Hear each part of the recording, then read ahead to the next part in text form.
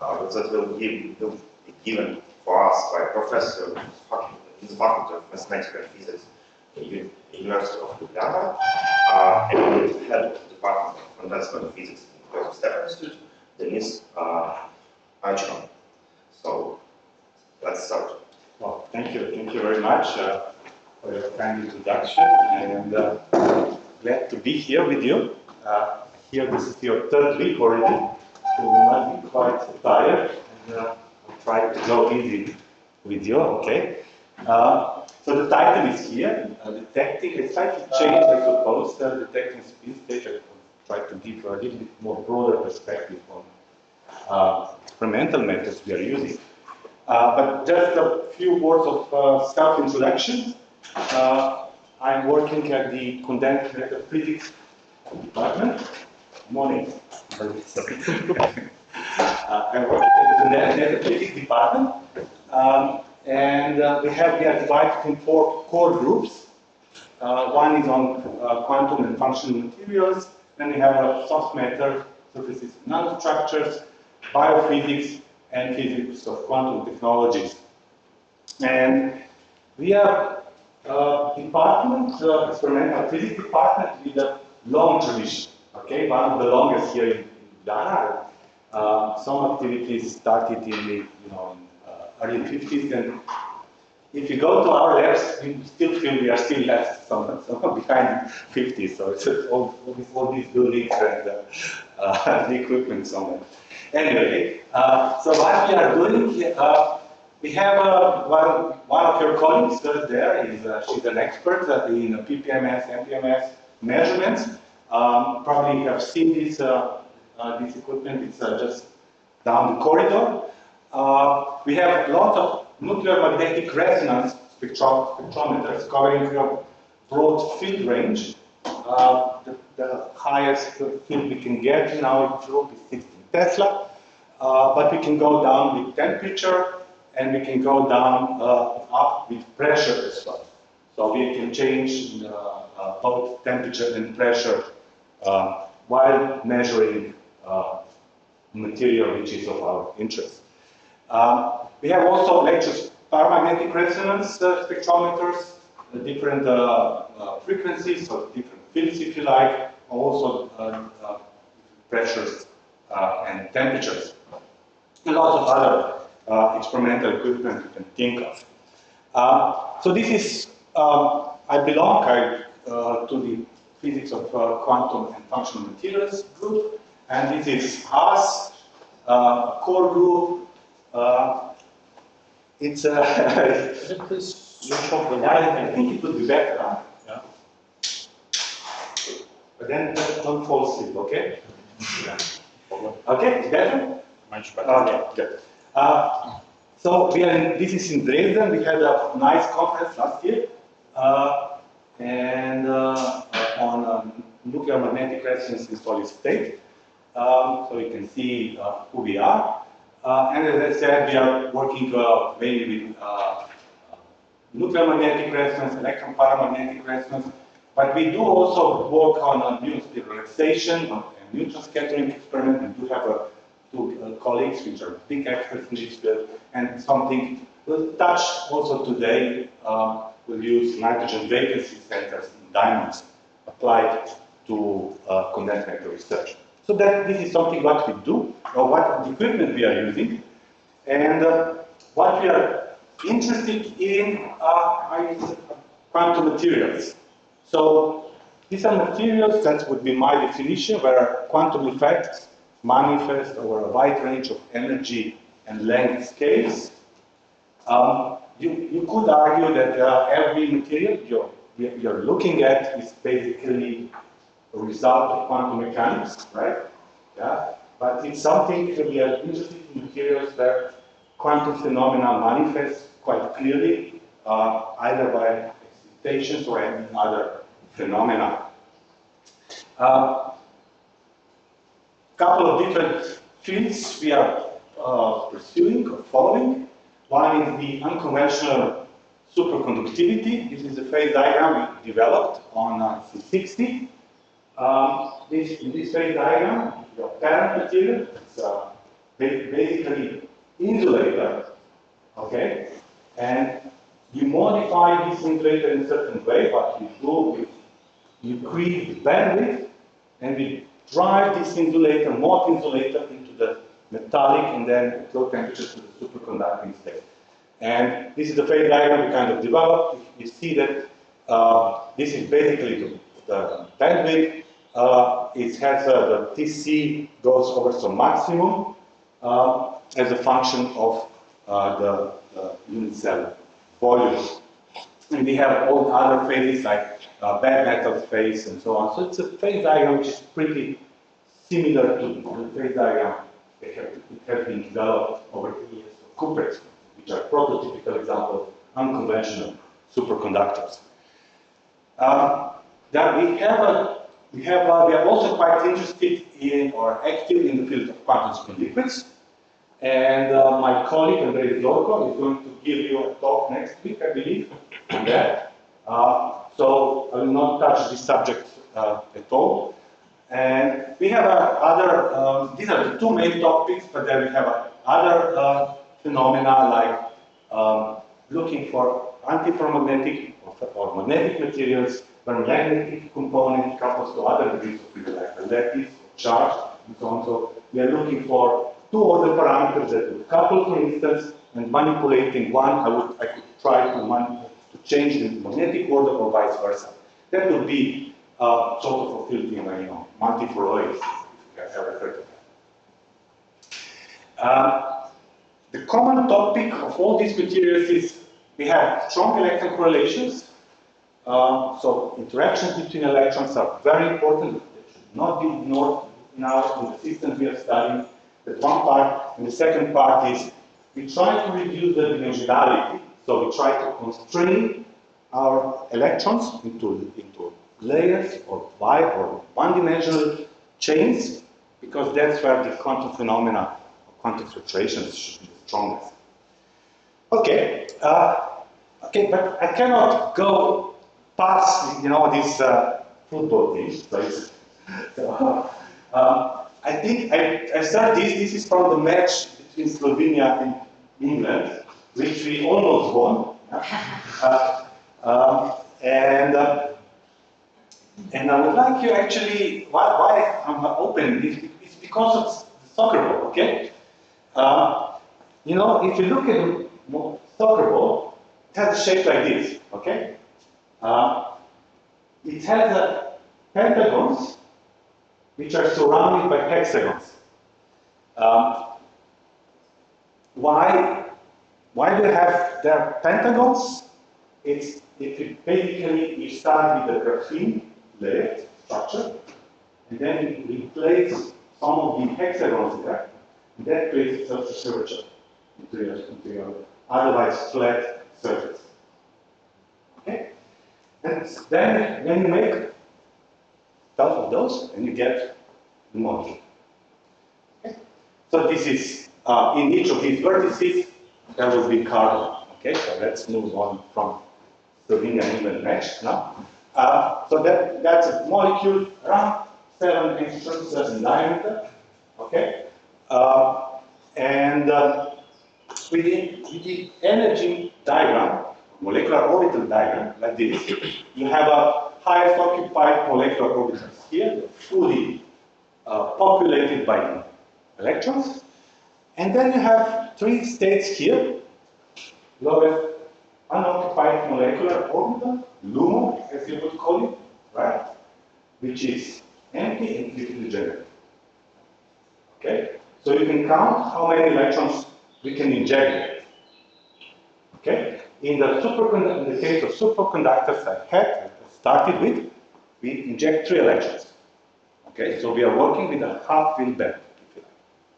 Here, for this lecture, just to kind of motivate you, well, I'll try to get here only 1 electron.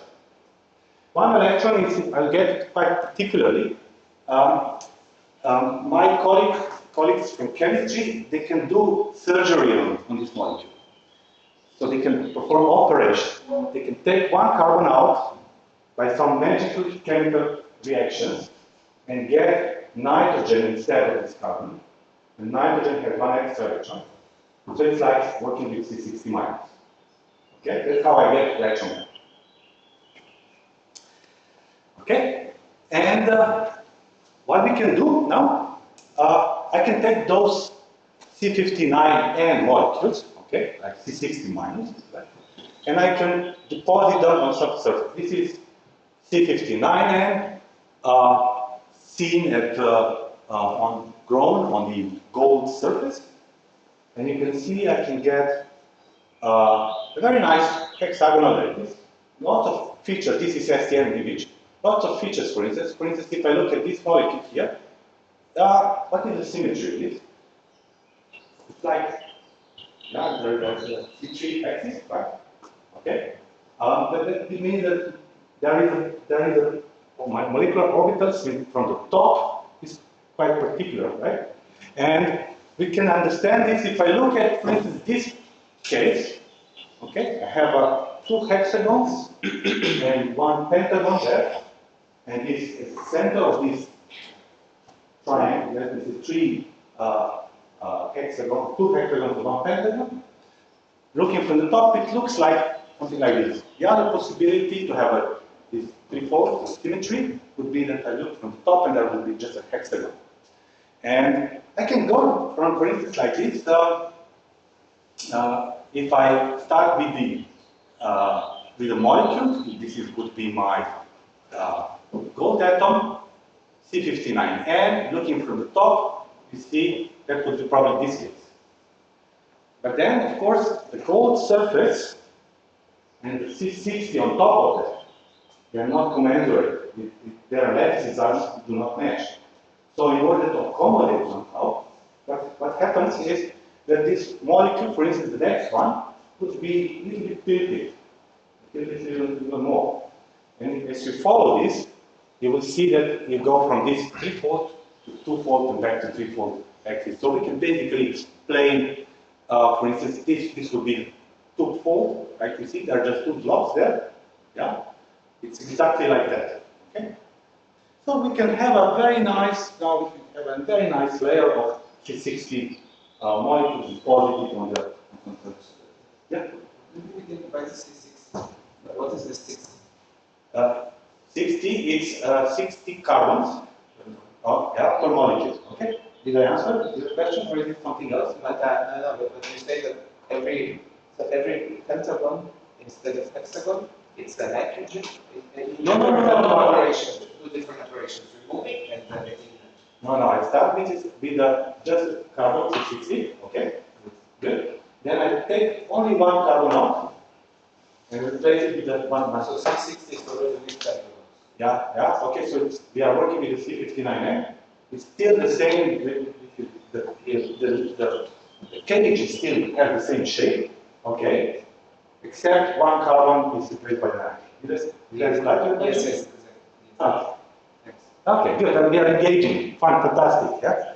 Go ahead. I don't know if you will do it, but so you fabricate this out of the flesh of the protein, and then you take out some bonds and it forms to a roll. Okay, so you're going way back. Okay, so how do I make C60? C60 is made. I buy it. Okay, here for this experiment. Okay, I do not make them. You can go to the shop and buy them for I don't know how much is the price, 30 euros per gram or something like that. Okay, but in principle, what you do, you take two graphitic rods, high voltage between them, get them in a contact, so you have a very high current, okay, high discharges in certain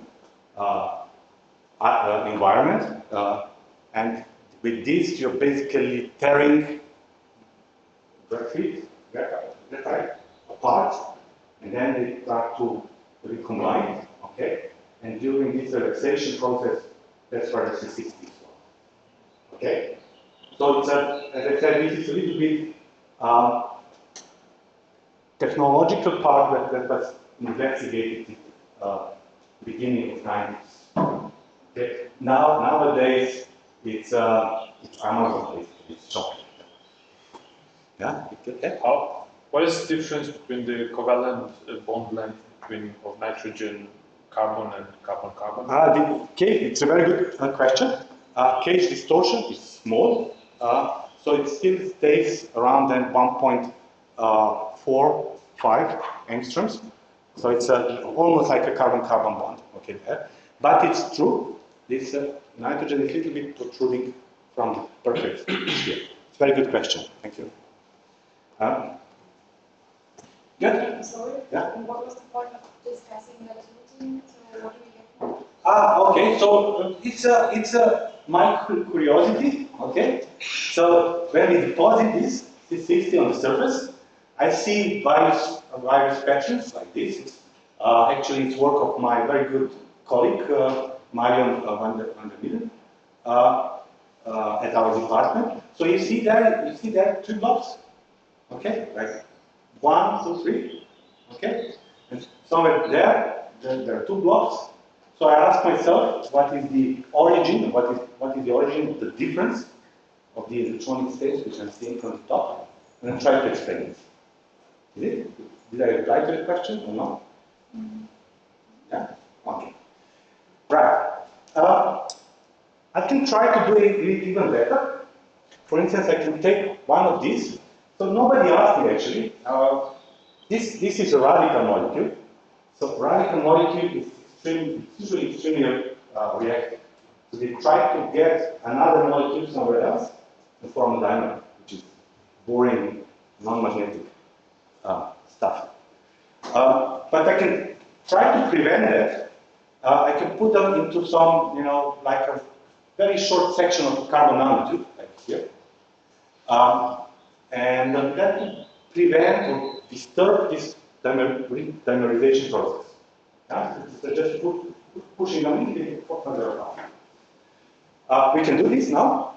What exactly happens without this protection? So what kind of reaction you... Because it's because of this extra electron. Okay, you have a surface, you have a metallic surface, and you have a charge here. By the way, why doesn't it treat it? It's very good. Okay, so question from probably 3rd year of your bachelor degree, electromagnetic field theory. Okay, you have a metallic surface, and you have a charge here. What happens? Yeah, you have a method of images, right? Yeah, and so this charge on molecule will turn down. Okay. Now, so we have my C59N molecule has a very well-defined orientation on the surface. Now, we do this at some elevated temperature. So what they do, with the charge down, they just pop around, like students in Ljubljana. Okay. Okay, they go, and where do they find that? They find a perfect seat for them in a bar. Yeah, this is basically next to the other molecule. That's their interaction between is preferential. So this is where they like to stick. Once they find mate on the surface, okay, they will just stay there. Okay, so that's what we do. You're correct. When we deposit them, they come randomly, but then they wander around the surface. They find some perfect spot where they feel interaction with the other guys, with the other molecules, and that's how this starts to grow. So, yeah, but apparently that's what happens at 4K. This is fabricated at high temperatures, let me say, and then cool down to see fine details. Okay. Yeah. Okay. Am I answering the questions? Excellent. Okay, so we are trying now to wrap this around. We do this the following. We make, this. It's called CPP. Okay, it's some molecule like a short section of a carbon nanotube, and we can make again hexagonal lattice like this, and then we are depositing afterwards. After making such a lattice, we try to deposit fullerene molecules inside. And we can find them after annealing, again, similar question. We can get extended lattices, like this. Okay? And each of these molecules has obviously one extra electron, that's spin 1/2, okay? So, in principle, I have lattice like this. So if just zooming, okay, I have a lattice, one unpaired electron here, one unpaired electron here, one unpaired electron here. They fill each other, okay? U is something what we call Hubbard U. It's just a Coulomb repulsion of having two electrons on the same side, okay? That's an energy that we have penalized if we put two electrons on the side. And T would be some sort of a hopping. Okay, so this is the structure I'm interested in. Now it's a question for you. Do you find this interesting? And why? Or you're too tired to comment? Is it a simple composition between T?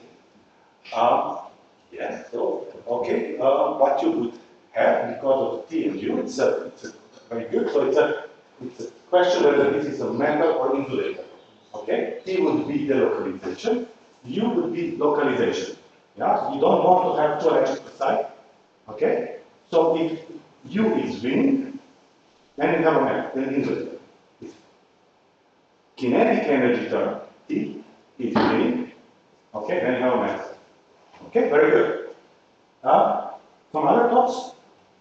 We can estimate of these parameters to be very interesting.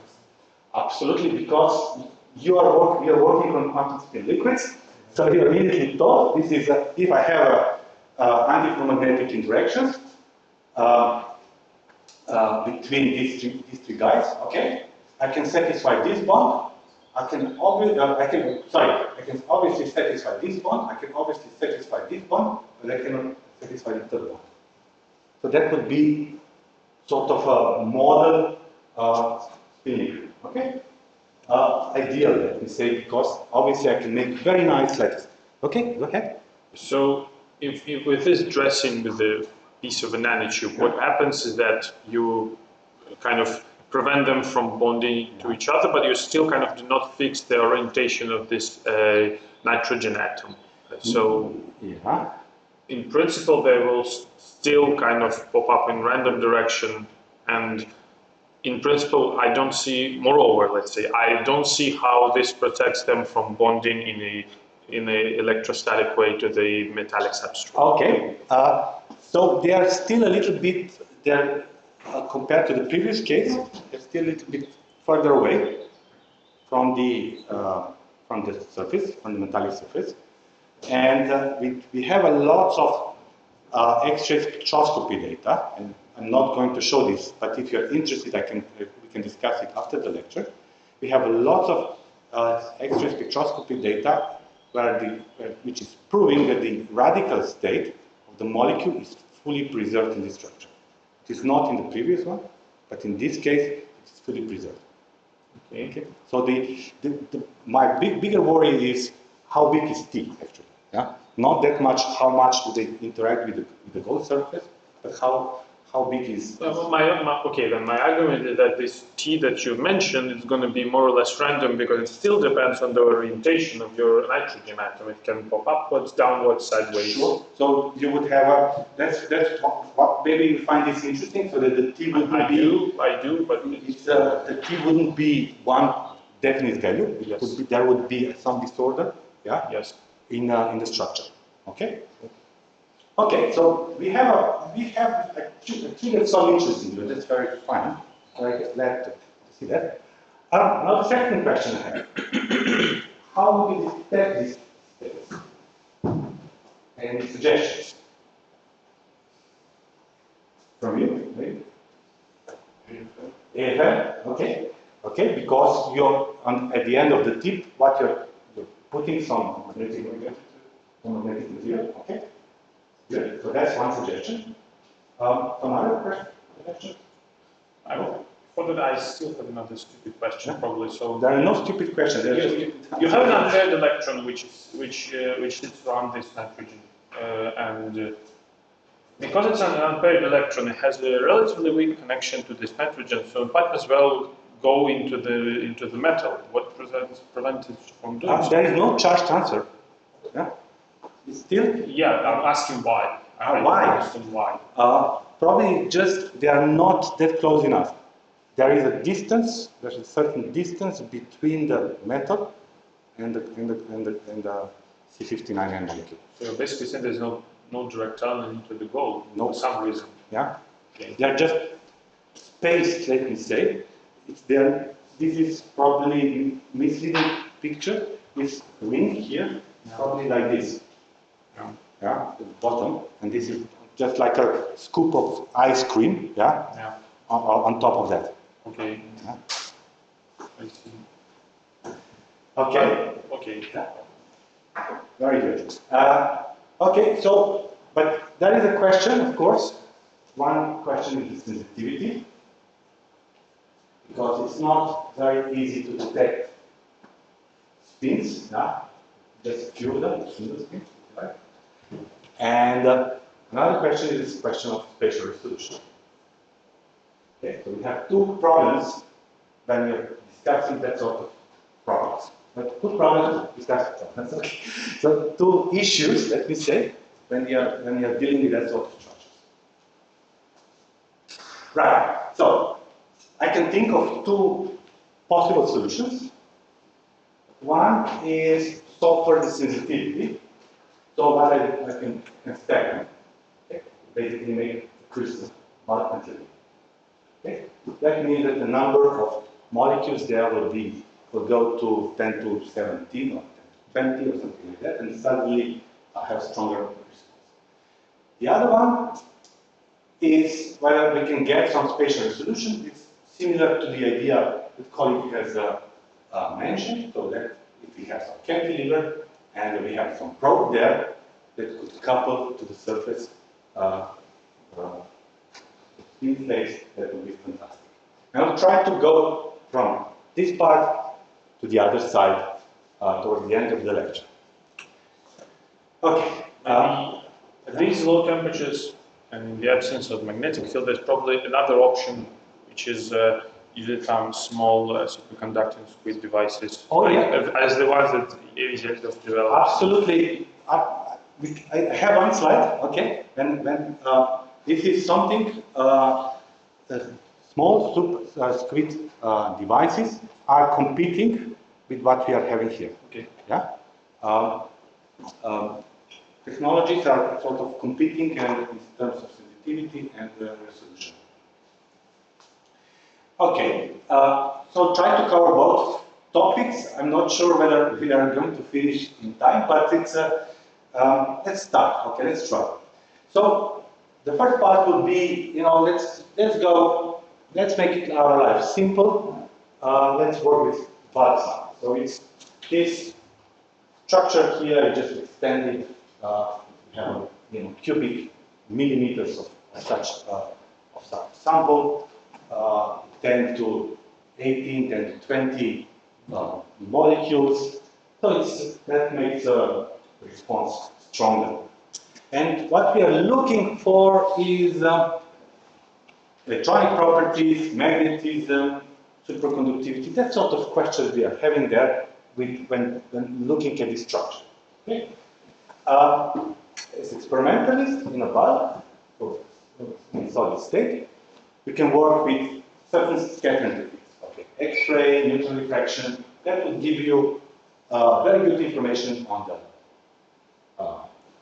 lattice structure itself, on magnetic structure. You can have also information about the excitations, like phonons or magnons, directly from the neutron diffraction. That's probably the strongest technique you can have. But it requires a big research infrastructure. You can measure, you can do magnetization measurements. If you haven't seen, visit the lab of your colleagues there. You can measure specificity, thermal conductivity, and so on. But what I'm looking at, I would like to have a spy inside that will be simultaneously sensitive to the lattice. So if the lattice, something happens there with the molecules, it shift, rotate, whatever.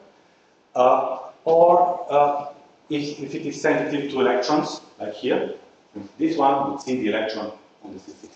Okay? And one such technique, which is generally called, is magnetic resonance. How many there are? Okay, there are lots of them. Nuclear magnetic resonance, this is something what we are going to review here. But there could be nuclear quadrupole resonance. This is basically zero field method. Electron paramagnetic resonance and variations in this. Electron spin resonance. Sometimes it's called even electron magnetic resonance. Antiferromagnetic resonance, so it's a resonance that looks for the that resonates with the lattice or sublattice quantizations. Conduction electron spin resonance, muon spin relaxation. I think you're going to hear that in the talk of Andrei Zorko as well, and other variations. So there are lots of different variations, but they all have a common topic, a common theme. So let's define it. The history is quite long, actually.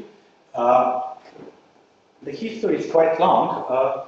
It started, the magnetic resonance technique started to develop just after the Second World War with the progress in radar technology. And two breakthroughs, one in Kazan, in Russia, Zavoysky, and the other one in the United States, Bloch himself. And they tried to bring magnetic resonance to develop some sort of technique where the phenomena respond to systems that possess magnetic moment, and we are in tune with this natural frequency. So there is, I'll immediately show you what is this natural frequency in our system. Different. And what are these frequencies? Well, typically we are in a megahertz or radio frequency range in nuclear magnetic resonance. In electron paramagnetic resonance, we are typically in a gigahertz range. These are microhertz. Different areas of application, but what we are interested here is in the physics. So the NMR, it's local. We'll see. It's really seeing magnetic field on a local scale. It's very specific. So if your sample is not clean, you can separate the signal from one part of the sample and the other. It's very versatile. This is the NMR periodic table, and as you can see, almost for every element I can find an isotope that I can use for magnetic resonance measurement. It's non-invasive, so it's quite nice or gentle to the samples. It has certain drawbacks. Okay, so this is the energy. It's very low.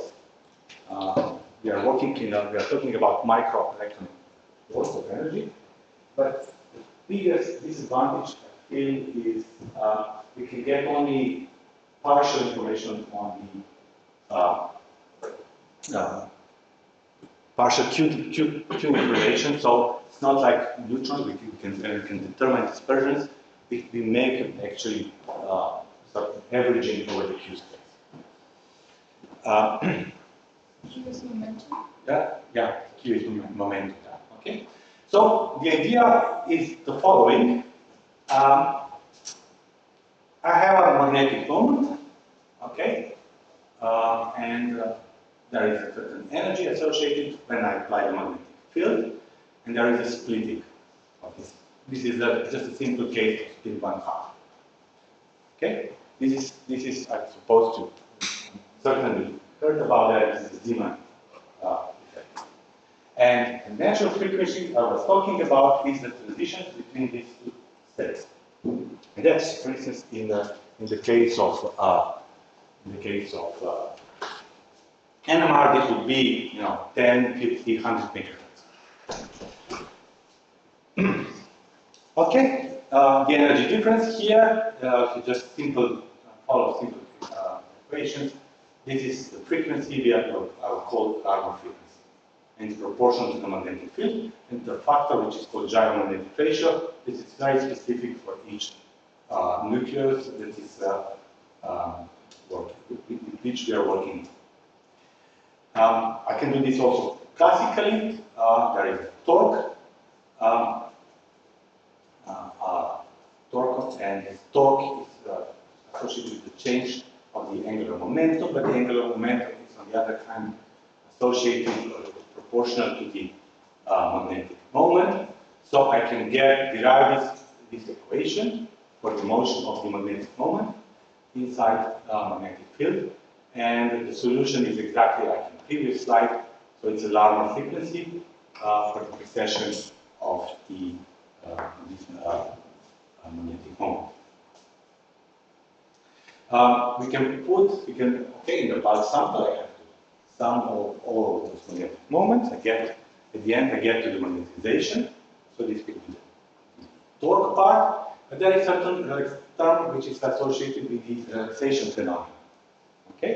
Because if you leave your sample for a long time, in the magnetic field, what happens is that the magnetization is going to align along the external magnetic field. After a certain time, your magnetization will be aligned along the external magnetic field. And it's not, this you will never get just to this torque part. This is the coupling to the surrounding, okay, to the left. So there is a certain spin relaxation time associated, and this is the fact 2 spin relaxation times T2. And the solution of this would be just a damped sine or cosine signal. So, why is it, if there's some purple direction or something, why is it 2 times in 1? It's because one is preferred, or the direction which is well defined is the external magnetic direction, Z. Okay? There is no reason why in the plane the relaxation in X or Y direction would be different. Okay? That's why we have this, the same 1 over T2. Okay? So what do we do in our experiment? Okay, And why do you say that this relaxation is an effect of energies? Oh, because this Z component, this is the relaxation associated with the Z component, for instance, of magnetization. Okay, imagine I have magnetic field line. Okay, and I turn my magnetization down. So the energy would be magnetic moment, scalar product between the magnetic moment and the external magnetic field. So if this angle between the magnetization and the external magnetic field changes in time, okay, first at the beginning it was down, it turns out up, as it should, okay, that means that the energy has changed, and this energy has to go somewhere, and it goes to the left. Okay?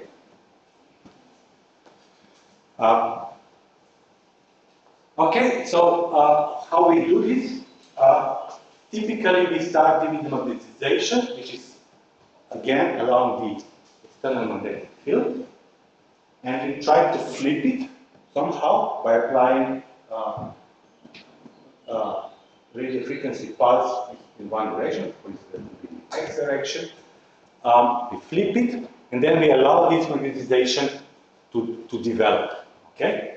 If I flip it for 90 degrees, for pi pulse, okay, we are getting it up. Your magnetization is somewhere in the plane. Okay? And because of the torque, it will start to recess. Because of the relaxation, the X and Y components will get smaller and smaller. Okay, this is so probably in the XY plane, this will be some sort of motion I can see, I can follow, I can measure the signal, and then at the end I make a Fourier transform of these signals, and I can get something like spectrum here. Okay. So basically mostly we are working with 2 types of pulses. One is pi pulse, so flipping for 90 degrees, and then it's another one, pi pulse, which is flipping for 180 degrees. A common pulse sequence is the following. First I have a pi pulse pulse. That means ionization is flipped by 90 degrees. And in the sample, some of these spins feel slightly larger field. Okay? So they prefer slightly larger, higher frequency. Some of them, they feel slightly smaller field. So they prefer slightly lower frequency. Okay? So this will be faster, this will be slower. Okay? So this is spread. Okay? That's why your transfer quantization will go down. But what we do then, after some time, we just flip them over to the other side.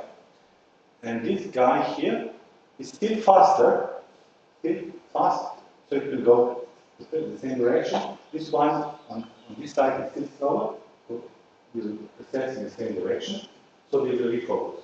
This is something what we call spin angle.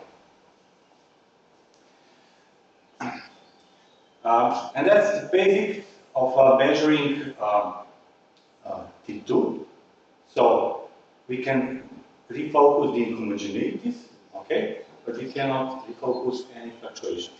That's how we measure T2. How we measure T1 is we apply 180 degrees, we wait some time, then we read the quantization by flipping it all back to the XY direction. And that's how my signal will, for instance, change with the increasing time. Okay, a bit of further explanations. So that's in simple ways, that's how we do it. Here we have a ferromagnetic field. We have some coil. Inside this coil there is no material. This coil is connected to capacitors to make a resonant circuit.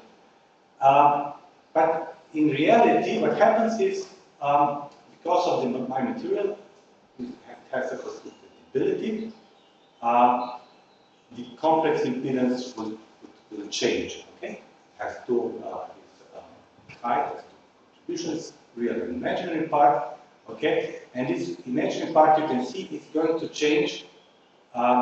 Is going to change my real part of the resistivity. Then a bit of my sub-calculations, also what is I naught, so what is the current inside. What I can derive with this absorbed power is actually related to the imaginary part of the spin susceptibility.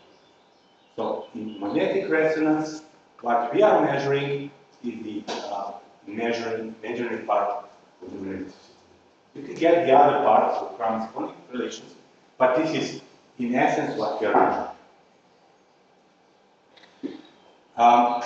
Okay, so experimentalists, we are talking this. Theorists, they like green functions, time correlation functions, and so on. And who went to meet are kind of connected imaginary part of magnetic susceptibility with the time evolution of the normalization. And of course, the time evolution of the normalization is given by the Hamiltonian perspective on the materials. So it is our essence to know what is the spin Hamiltonian. If I know spin Hamiltonian, I can actually calculate everything else. And in NMR, sorry, when do I need to stop? It's a very important question. Well, 25. 25, okay. Good. My goodness. Okay. So it's, as I said, in order to know dynamic spin susceptibility, I need to know the spin Hamiltonian. The spin Hamiltonians have a couple of terms in NMR. The first one we already touched. It's a Zeeman equation. Okay, this is in most cases this is the leading interaction. Second part, the second term, which is quite relevant, is the dipole interaction. Because, of course, I have dipole magnetic moments, they interact with each other, they see each other. Okay? Then is a okay. So dipolar moment. I will not bother you. This is the method of moments. For instance, is how broad is broadening of certain resonances. I don't think it's very relevant. We have two more terms. The first one is quadrupole term. It's very sensitive to the lattice distortion, or the lattice symmetry. The last one is the one which we are using to probe electronic fields. Quadrupole interaction, again, you calculate electrostatic energy, use Wigner-Eckert theorem, and you derive that sort of spin Hamiltonian.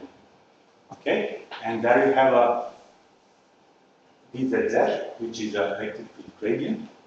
So electric field gradient is the one in the parameter that is very super sensitive to the lattice distortion or whatever happens to the lattice.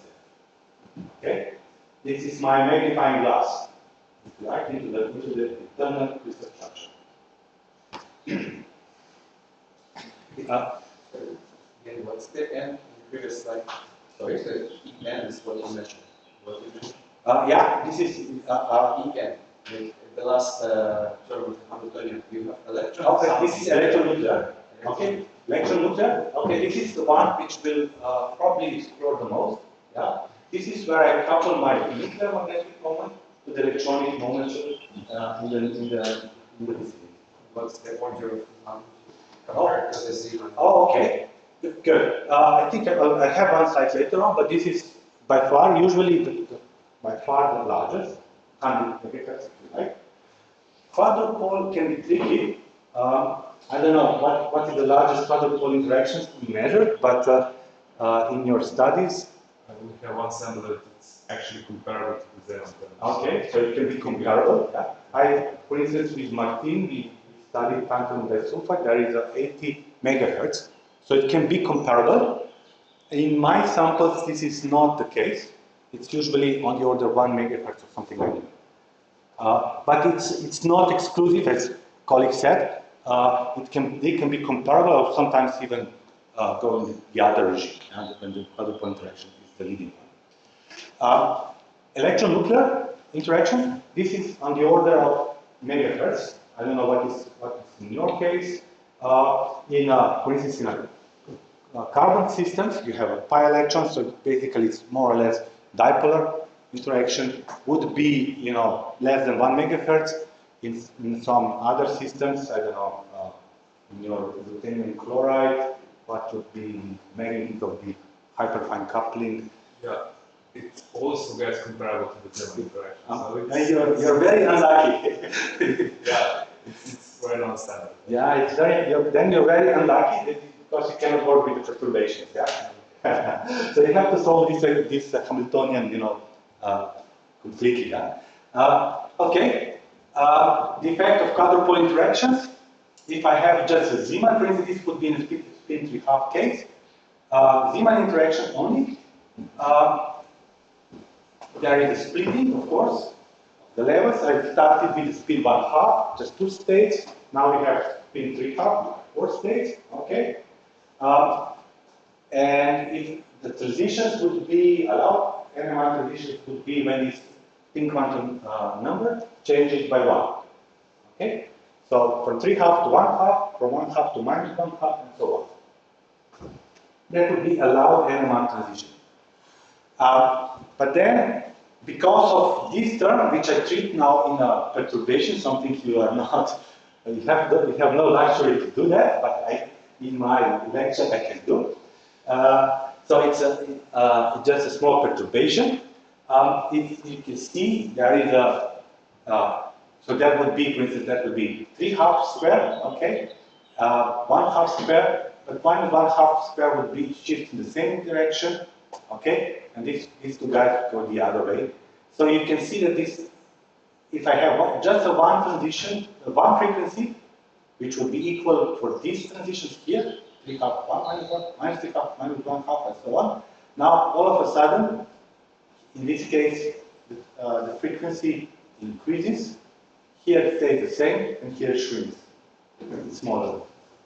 Okay, so one peak would split into 3 peaks. Okay, and if I measure this splitting, I can get a quadruple frequency. If I can get quadruple frequency, I can get electric field gradient. If I can get electric field gradient, I know what happens in the structure. And you know, in your group or in the other groups, they try to calculate the potential, the electric field gradients from first principles, and connect the experiment to the theory. Okay, now this is something you asked me. Okay, what is the last term? Electron-nuclear interaction between the electron and nuclear. This is what we are using or exploring in a nuclear magnetic resonance to detect electronic states. Yeah? Okay, various terms again. Even under this umbrella of electron-nuclear interaction, there are various contributions. The first one, it's called chemical shift. Okay, so something we physicists don't like very much. It's basically small diamagnetic fact. It has 2 contributions actually because of the core electrons. Yeah, and it's very small. So if I have this frequency, that would be just a larger frequency. So I look just for the fractional shift of my resonance because of this extra environment, if you like, that would be in parts per million range. So 10 to minus 6. Very small correction, but it has to be considered, and it's used actually by chemists quite a lot to recognize various let me say, groups, molecular groups or elements they have. The second part is the hyperfine coupling. Typically, well, I think I'm mixing a little bit up here 2 slides. So now this is the chemical shift is the boring part for physicists because it has some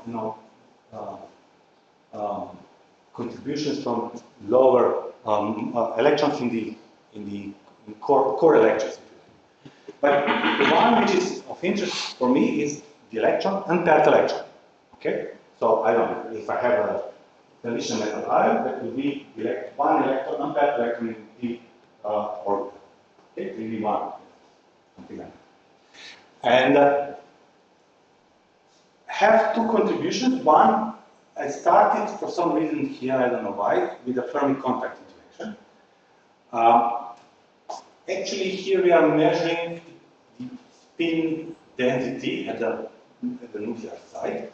It has a very simple form, actually. Electron spin, scalar product with the electron spin, which is in a scalar product with the nuclear spin. Okay. You can imagine that in most cases the electron spin is fluctuating quite rapidly. Okay. So in the first approximation, I can even replace this with the average. Yeah. And average is, of course, related to the magnetic spin susceptibility. Okay, so I have this extra magnetic field. Everything here goes into this extra magnetic field, which is added to the external magnetic field. Okay, again, if I just look at the fractional shift, this is what we call night shift. Okay, is the measure of magnetic spin susceptibility. Okay, I can get electron spin susceptibility by measuring the shift of the resonance. Okay, it's not that easy that we would agree, as I'm saying here, but this is a lecture for students. Okay, it's what we are measuring is actually this in the shift. My resonance would shift because of the extramagnetic field with the nearby electrons. That's the message.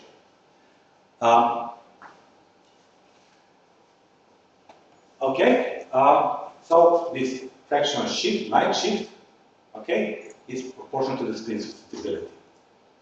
Has this coupling, this field, has tensorial form actually. It's isotropic for the Fermi contact interaction. It's just this, doesn't really matter. The direction is not very important here, so it's isotropic, but and usually quite well known.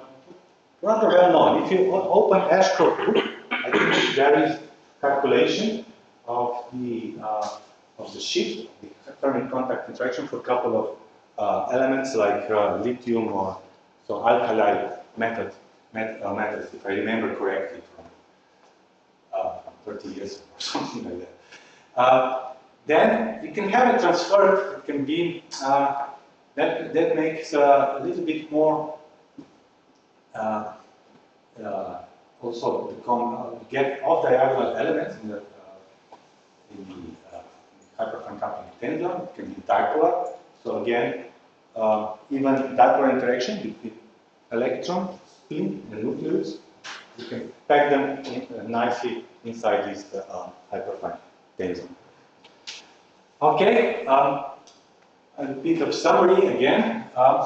If you are interested, there is a very nice review paper on various interactions by Pennington and Stinger in Levels of Modern Physics from mid-90s, where they discuss various contributions to this hyperfine coupling tensor.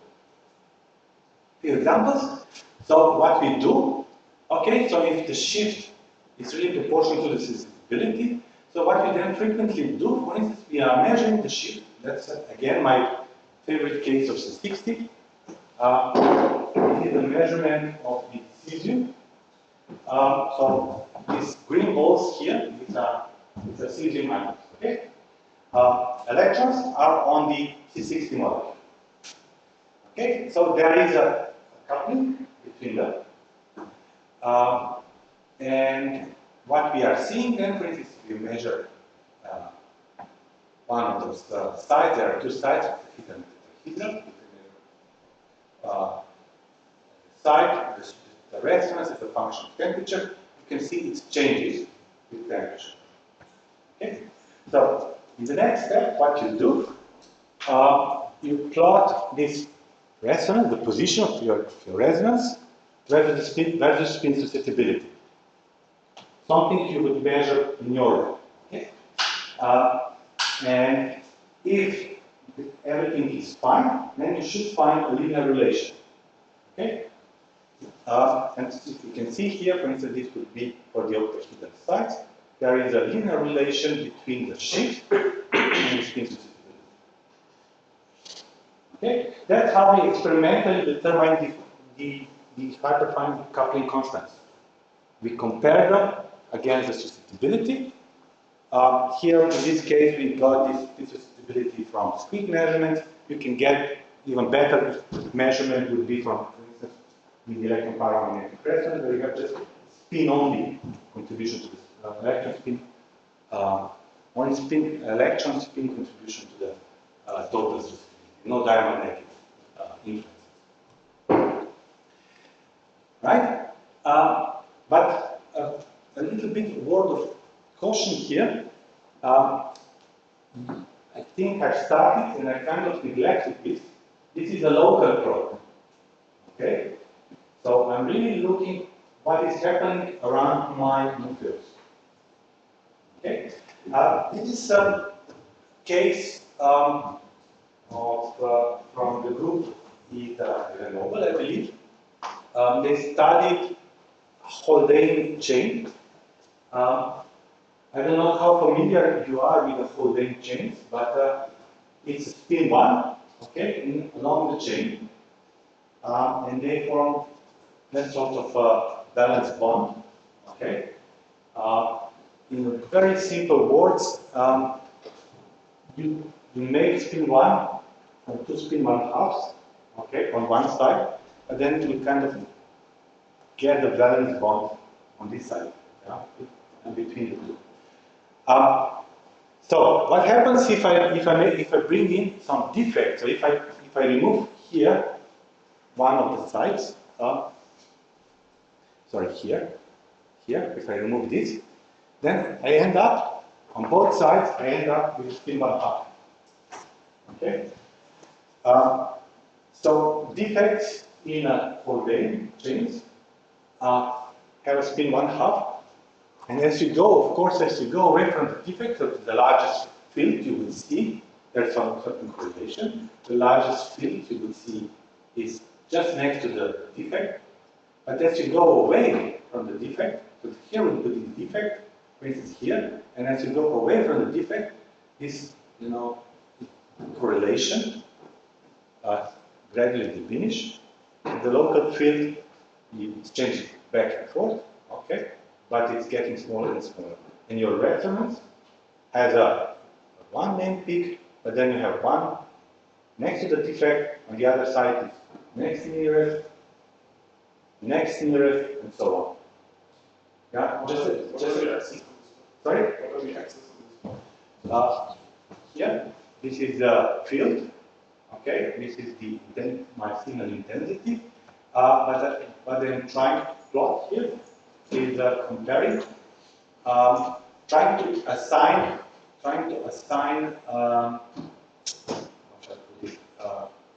There are lots of resonances. Okay, lots of peaks. Yeah. And some of the peaks are quite shifted. Some of the main peaks not. Okay. So in addition to the main resonance, terbium, I think, signal is in addition to the main signal. I have some extra peaks back on both sides.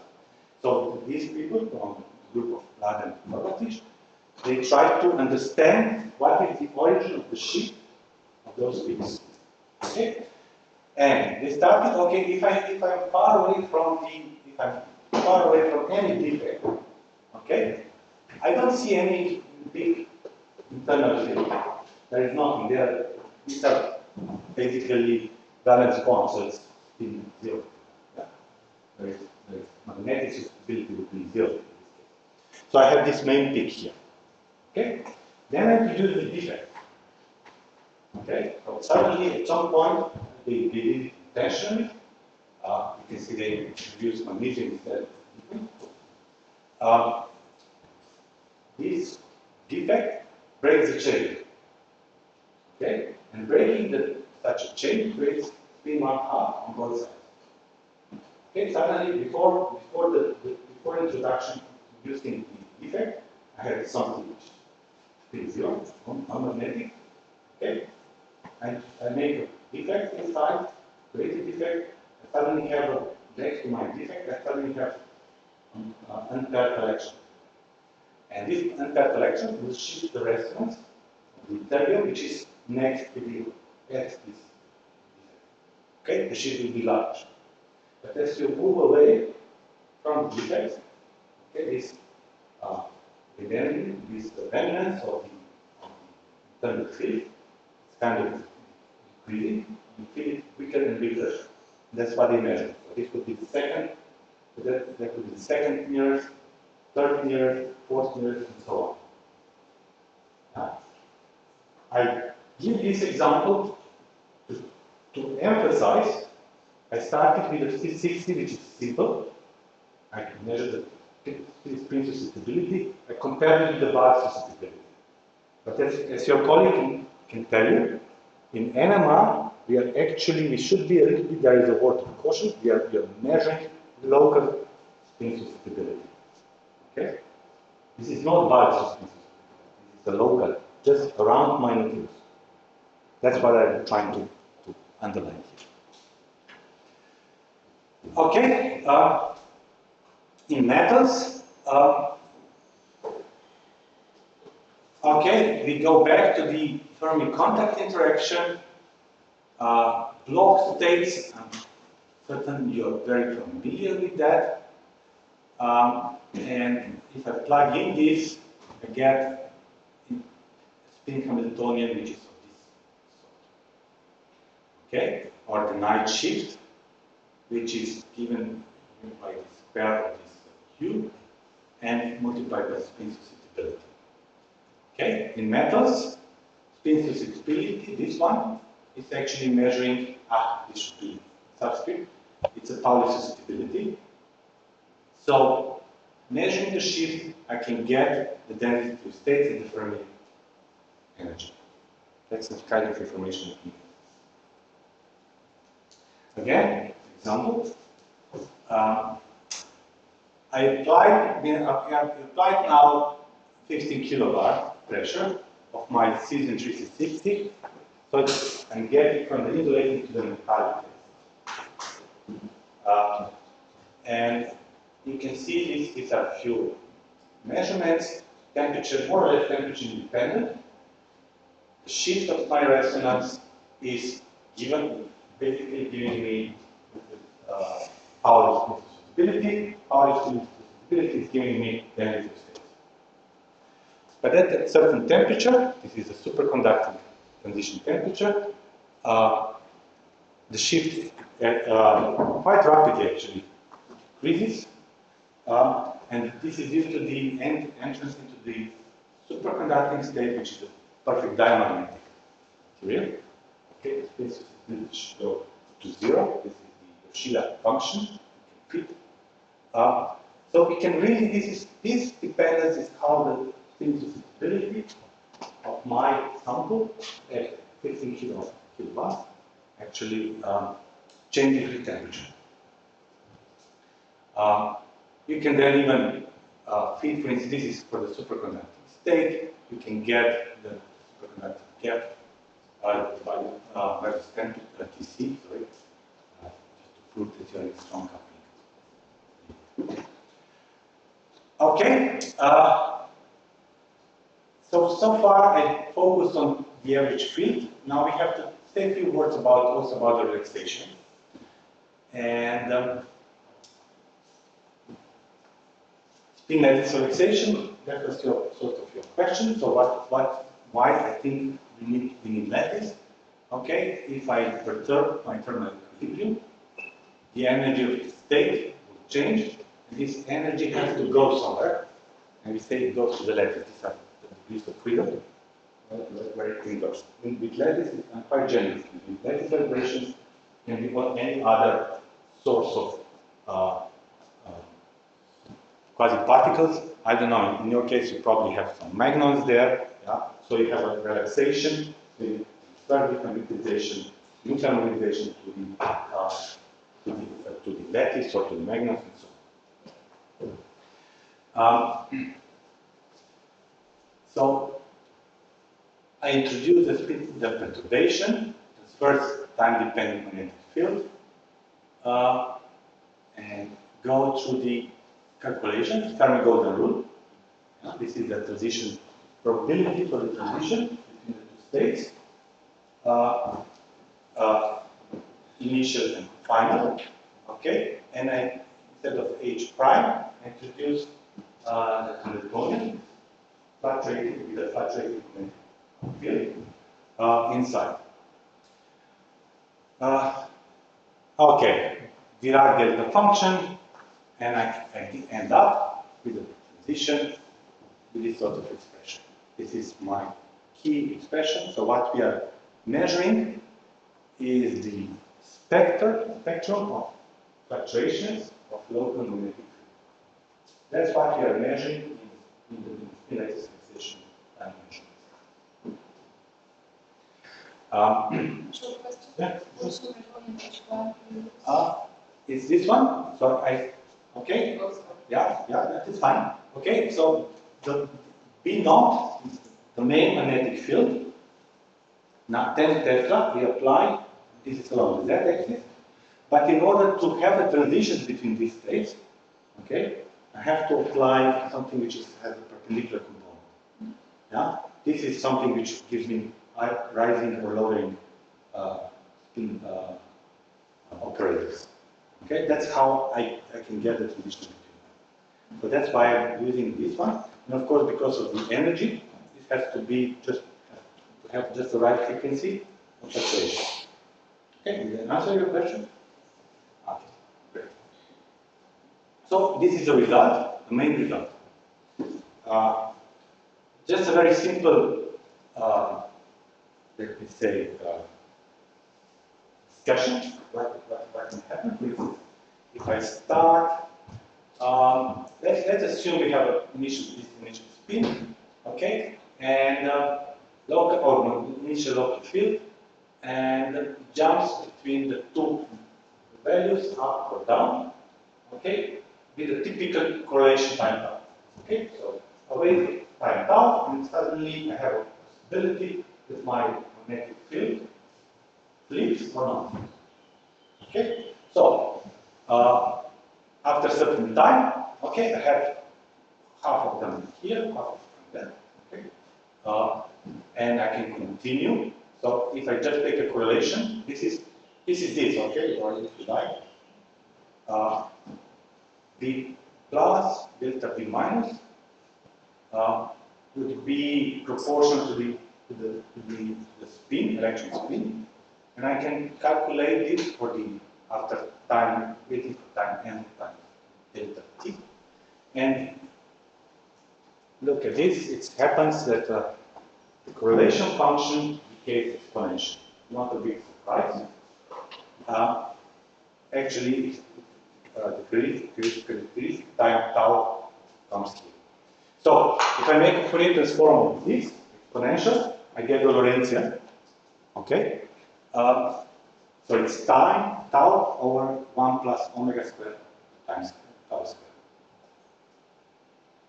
That should have a, if tau is usually, it's just instinct says very high temperature, correlation time should be long or short. Short. High temperature, everything should be excited, fluctuating like L, so the time, correlation time tau should become very short. Low temperatures, correlation time should get very long. Okay?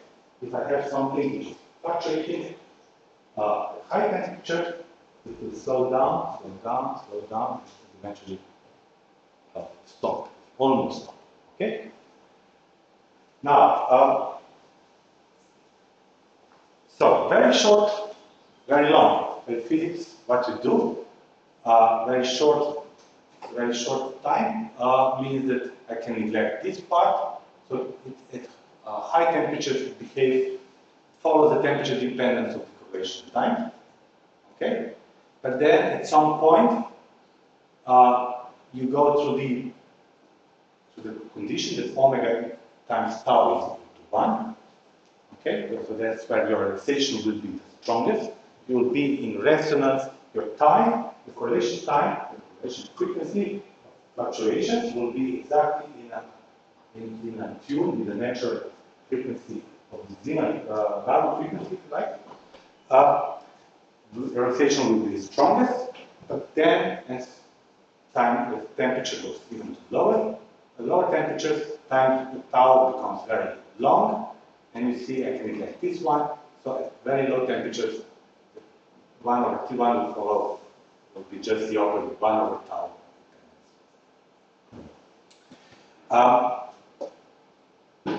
In metals, okay, we have this, we have, okay, we started with the, okay, I skipped a few points here. Okay, so this is my perturbation, okay, so I use hyperfine coupling between the electron and nuclear spin. Use previous expression from the Fermi-Golden rule. Okay, I derive something like this, the Fourier transform. Okay, here we are. And that's why I said, in NMR, you see there is a Q dependence, okay, momentum dependence, but it's I'm averaging over the momentum space. I don't collect neutrons to get the information from a particular point in the momentum space. In NMR, I'm making a sum, averaging over the momentum. That's a drawback. We do, I'm sure you do these form factors you calculate, yeah. So there is, you can still extract something out of that, but it's that's a drawback, let me say. Okay, again, this perpendicular dynamic spin susceptibility, Q over omega. There. In metals, I'm sorry, I'm a little bit rushing, but in metals you can make a step forward. So we have a transition from this state initially, from K spin up to K prime actually, there is a K prime, spin down, and while the nuclear spin state would change by 1, for instance. We have to calculate this position, probability, Fermi-Golden rule again. Take the block wave functions, go to the calculations, and that's where you end up. Okay? Again, density, we are measuring density of states at the Fermi energy. Here we have a U square. And if you remember from before, night shift, you can collect a lot of this. So square, that's why you get something proportional to the night shift.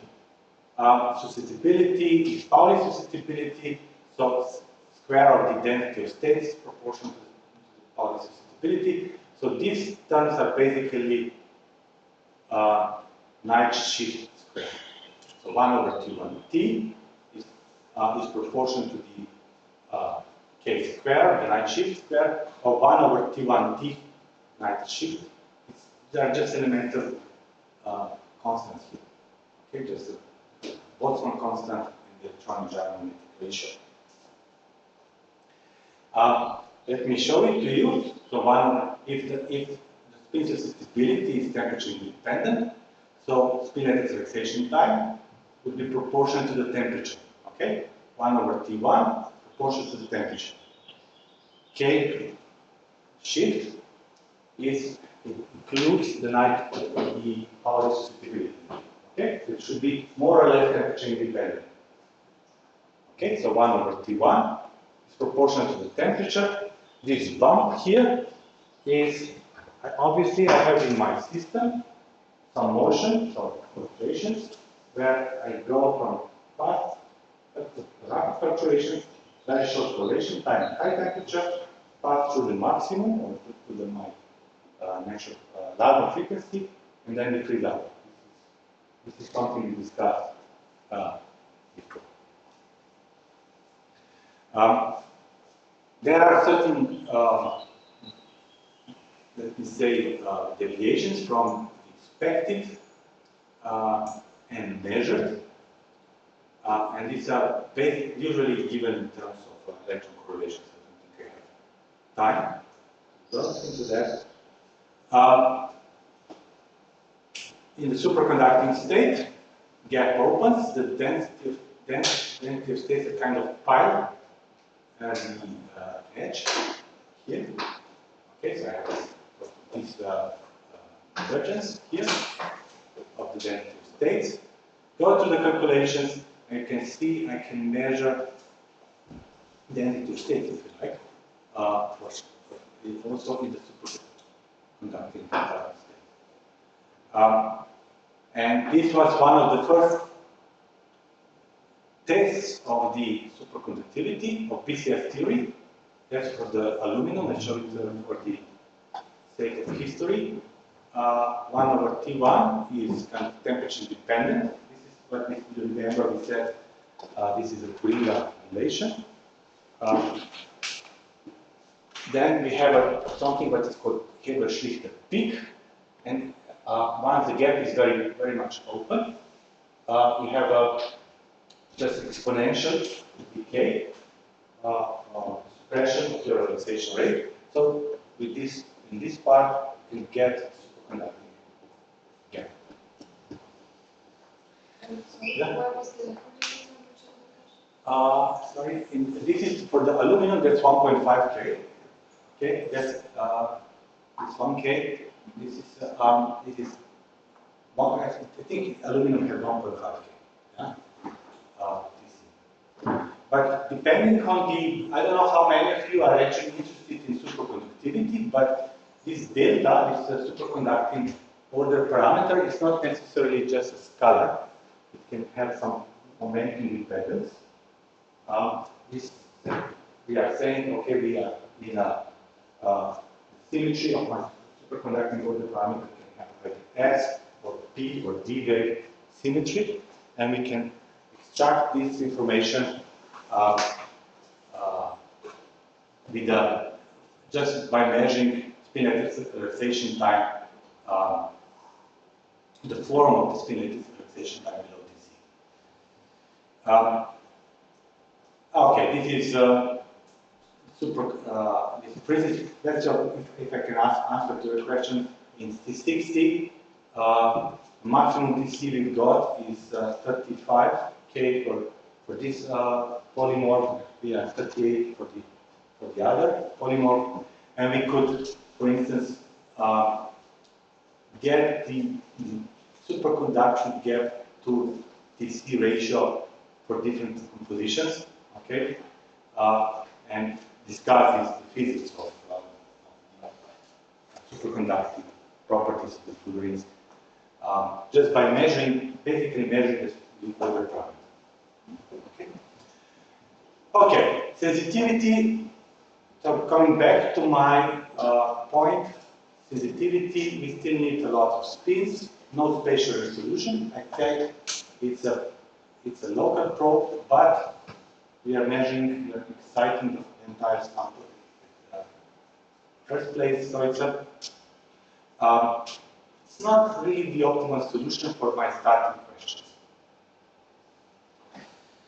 Okay, so now we need to increase the sensitivity and higher spatial resolution. This is the nitrogen vacancy centers of defects in diamond. This is, you can think of, okay, this is the center, nitrogen vacancy center. I'll explain it in a second.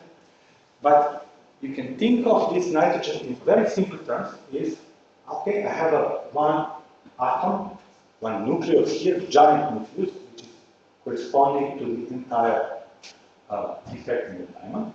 And that is my probe for local magnetic fields. Okay? Just like we did it, but just like I passed through this entire NMR machinery, we can have dipolar fields, we can have hyperfine fields, contact hyperfine fields. Okay. This center, so this is a sort of probe of local magnetic fields at my nuclear, at my center. Everything else what we learned so far, it's more or less similar. What are the properties of why this is so popular and interesting center or defect? It's a nitrogen and vacancy, so you have a diamond structure, and this defect is a very peculiar defect. It has one of the carbons is replaced again by the nitrogen, and next to it, it's a vacancy. Right? So where this position should be carbon, there is nothing. And we are actually measuring nitrogen vacancy minus. In the literature, we are a little bit sloppy. We just write nitrogen vacancy. It's actually nitrogen vacancy minus. The electronic structure is such. I have, because of this vacancy, okay, there are 4 denium bonds around. Okay, those carbons on all sides, they have their electrons, which would otherwise form covalent bonds. There is nothing, so they are called denium bonds. There are 4 electrons because of those 4 nearby carbons. There is a nitrogen, as we learned before. Nitrogen has an extra electron, so that's 5th electron, and the 6th electron is the one which is trapped in this defect. It's probably lost somewhere from the other defects, goes there, wanders, and localizes on this nitrogen vacancy side. So I have 6 electrons. This is the energy scheme. Okay. you see those two molecular orbitals, if you like, or defect orbitals. Each has one electron, Hund's exchange. So we have basically spin 1 is defect. So this side, all this structure has electronic spin 1. Okay? And then, exactly like in NMR, spin 1 can couple to electrons in your sample at the surface. How we do that? Let me just briefly go through that. So, in the next slide I will explain the splitting, but think of spin 1, triplet state, here ground state, two ms plus minus states here, and what we do, we shine the green light, make a photoexcitation, turn it up, and then they decay down quite quickly while maintaining the angular momentum into this first excited state here. Now, from this excited state, what happens? In most cases, you have a luminescence transition. Okay, down. So you have a transition in the red. Okay. But these two states, plus minus 1, can have an extra relaxation channel. They go via this singlet state, and you can see here that they stay here quite a long time. Okay, 450 nanoseconds. Okay, so what I'm pumping here, okay, and part of them I'm just kind of collecting them on this side. Okay, and then only afterwards they go back to the ground state. So, if you like, I'm just pumping them here. Most of them actually then kind of come back to the to this ms equal to 0 state. I don't. Well, you can think of this as a sort of a laser cooling. I start before anything. This energy splitting is small, so it should be almost Boltzmann factor here. It's not very strong, but it should be almost equally populated.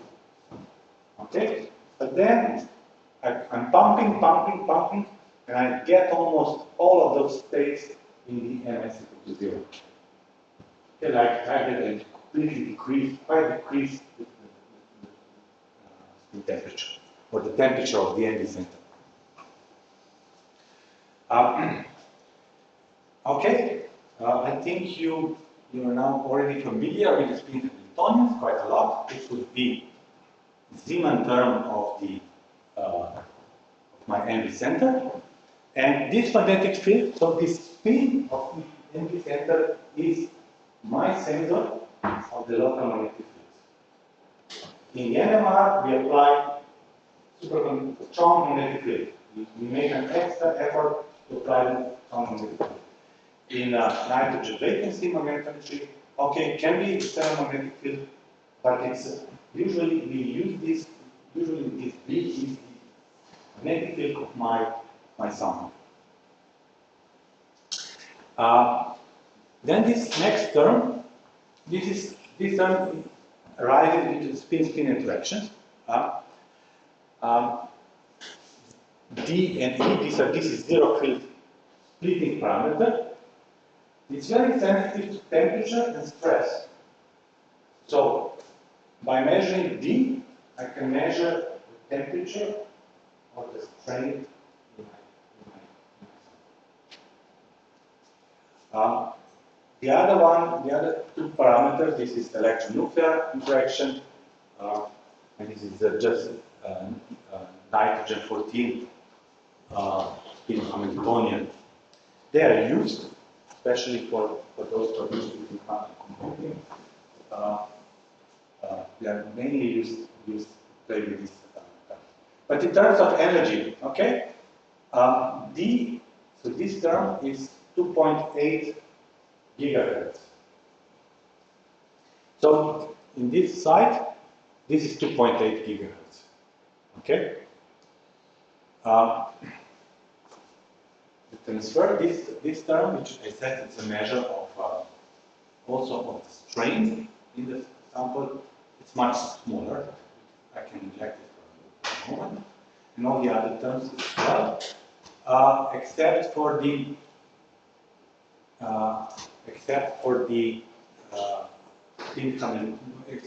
nitrogen contributions. Okay, so if I start with one transition, if I apply the magnetic field, okay, there is a splitting. This is something that we would like to measure somehow. Like in NMR, the allowed transition is that when the quantum number changes by 1, everything has to do the same. So, I don't know, we can count all this, but I think there should be 6 of those transitions. 1, 2, 3, 4, 5, 6, yes. Okay, because we are coupling spin 1 to the nuclear spin 1. But then, in a diamond, I have 4 different orientations of the defect. Okay? In the crystal structure, this defect axis is along 1, 1, 1 direction, or it can be 1, minus 1, 1, and so on. So when I'm looking for the magnetic field, I look for these projections of the field to this axis, real field splitting axis. So that's why we are not measuring just one component, we are actually measuring the complete vector. It's basically vector magnetic field. Now, I think, do you give me 5 more minutes? Okay? And I'll now finish. Sorry about that, and being late. So what we do, experiment is the following. We start with the NV center in a ground state. Okay? All these 3 states here are almost equally thermally populated. Then I start to shine green light. We use green laser here. Make these photo excitations because of this intermediate state. All of a sudden, I'm ending up in a nearly polarized state. Almost all the states are here.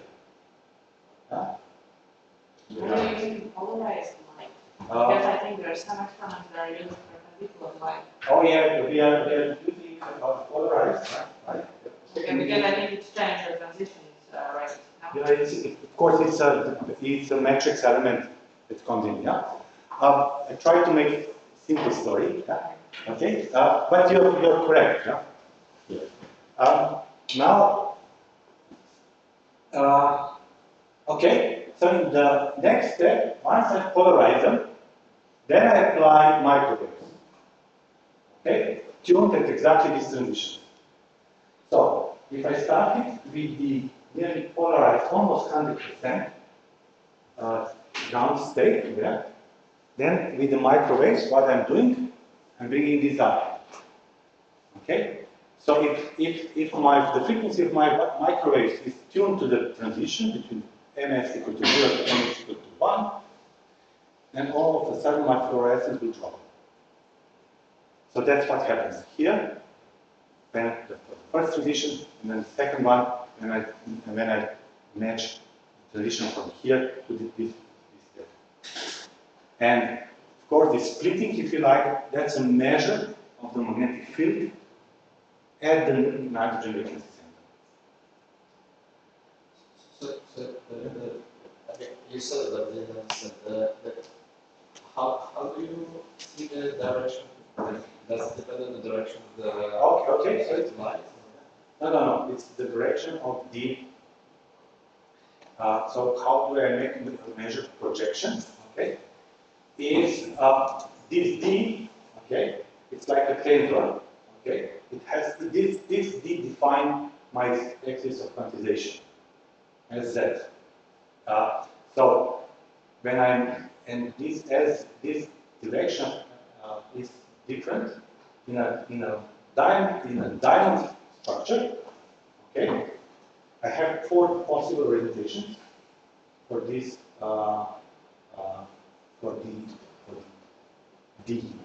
Okay, these align along the body diagonal, but I can have 4 body diagonals in diamond structure. Okay, so and in my experiment, I'm actually measuring projection of my magnetic field to this axis quantization. So you've got four axes that you can measure projection. Yeah, and from 4 axes of projection, I can get the full, in principle, the full vector of my magnetic field. Okay, I think that was a bit of a question whether squid sensors can be competitive or not. I think they are very competitive in terms of the resolution. I don't know whether this is. I took this from one PhD thesis. You can see there they are quite well. They are very sensitive to the magnitude of the magnetic field, but they may lack a little bit of the spatial resolution because the squid sensor still has a finite dimensions. While any sensors are basically point sensors, yeah, they're just the size of the nitrogen vacancy defect. In condensed matter research, oh my goodness, I've already spent this. There is a possibility to measure local fields, like in, for instance, in fermions or in vortex lattice in superconductors. You can measure magnetic excitations. How? Yeah, well, we already know this. We are measuring fluctuations of local magnetic fields.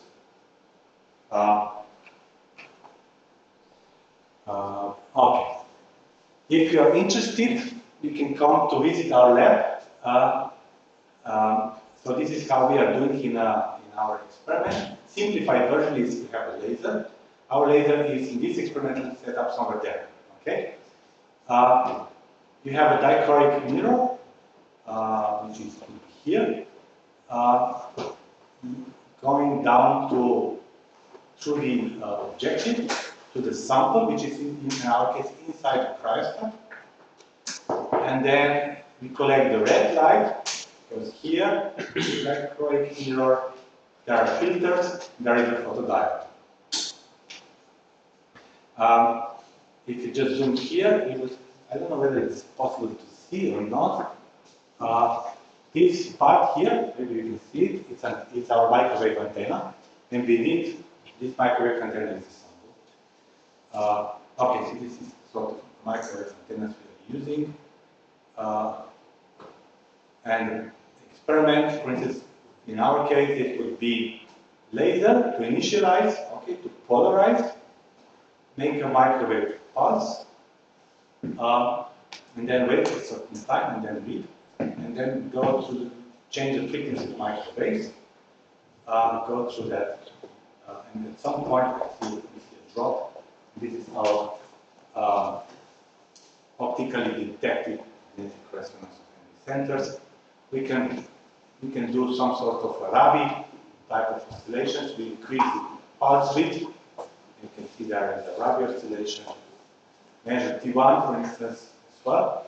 So T1 exactly like we do it in NMR. We apply 5 watts and then we read it. And this is for instance one of those measurements.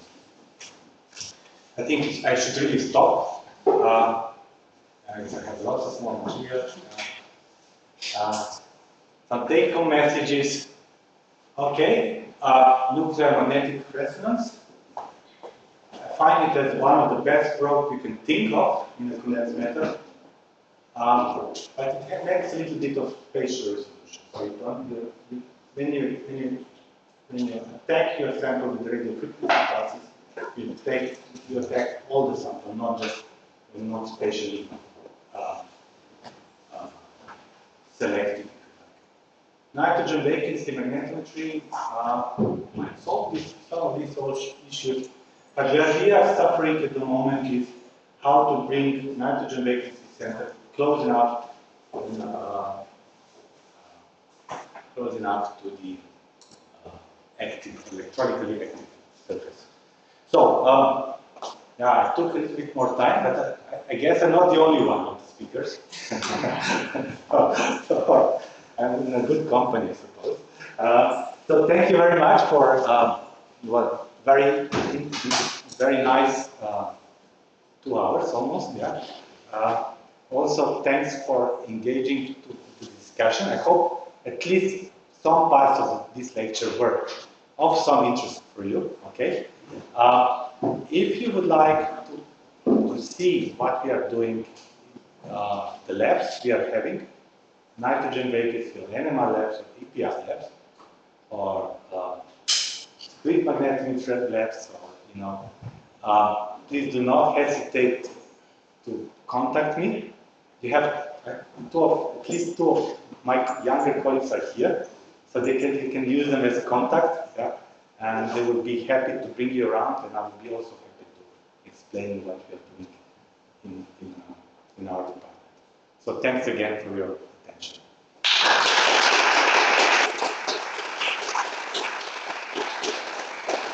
Additional questions to the lecture? No. But what is for lunch, I suppose?